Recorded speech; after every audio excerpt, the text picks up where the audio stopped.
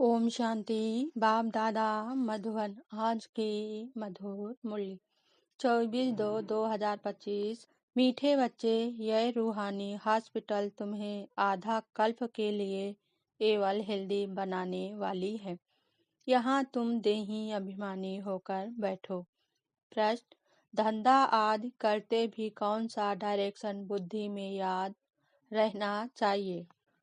उत्तर: बाप का डायरेक्शन है तुम किसी साकार व आकार को याद नहीं करो। एक बाप की याद रहे तो विकर्म विनाश हो। इसमें कोई ये नहीं कह सकता कि फुर्सत नहीं। सब कुछ करते भी याद में रह सकते हो। ओम शांति। मीठे मीठे रूहानी बच्चों प्रति बाप का गुड मॉर्निंग। गुड मॉर्निंग के बाद बच्चों को कहा जाता है बाप को याद करो। बाप को याद करो। बुलाते भी हैं हे पतित पावन आकर पावन बनाओ। तो बाप पहले पहले ही कहते हैं रूहानी बाप को याद करो। रूहानी बाप तो सबका एक ही है। बाबा युक्ति बतलाते हैं, यह भी जानते हो बाप को याद करने से ही हमारे पाप भस्म होंगे। मुख्य बात है यह। धंधे आदि की कोई मना नहीं है। आज की मुरली से मुख्य पॉइंट: हम पतित हैं। साधु संत ऋषि मुनि आदि सब साधना करते हैं। साधना की जाती है भगवान से मिलने की। सो जब तक उनका परिचय न हो तब तक तो मिल नहीं सकते। आत्मा और शरीर दो चीजें हैं। आत्मा एक स्टार है और बहुत सूक्ष्म है। उनको कोई देख नहीं सकते। देही अभिमानी होकर बैठना है आधा कल्प के लिए एवल हेल्दी होने की। आत्मा तो है अविनाशी, कभी विनाश नहीं होती। आत्मा का ही सारा पाठ है। आत्मा कहती है मैं कभी विनाश को नहीं पाती। आत्मा अविनाशी है। हम 84 जन्म लेते हैं, यह ड्रामा है। अब तुम समझा सकते हो। सबसे ऊंचे ते ऊंच है भगवान, वह है मूल वतन वासी। सूज वतन में है देवताएं, यहाँ रहते हैं मनुष्य।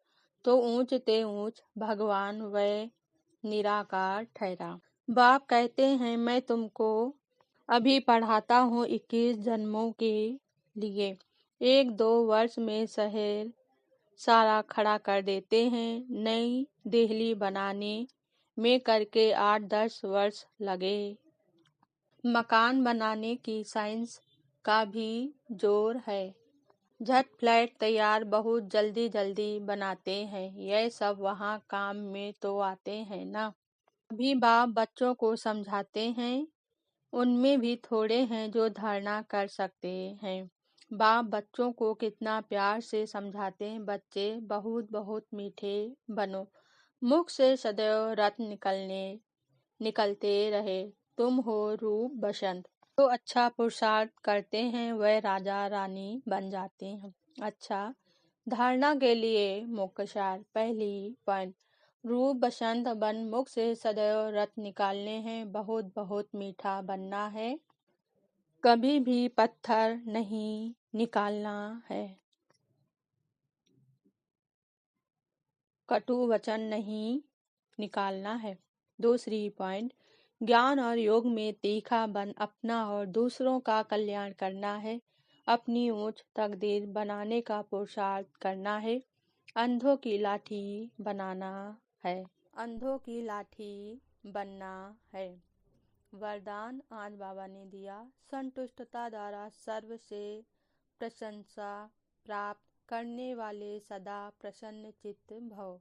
स्पष्टीकरण: संतुष्टता की निशानी प्रत्यक्ष रूप में प्रसन्नता दिखाई देगी और जो सदा संतुष्ट व प्रसन्न रहते हैं उनकी हर एक प्रशंसा अवश्य करते हैं। तो प्रशंसा प्रसन्नता से ही प्राप्त कर सकते हो। इसलिए सदा संतुष्ट और प्रसन्न रहने का विशेष वरदान स्वयं भी लो और औरों को भी दो, क्योंकि इस यज्ञ की अंतिम आहुति सर्व ब्राह्मणों की सदा प्रसन्नता है।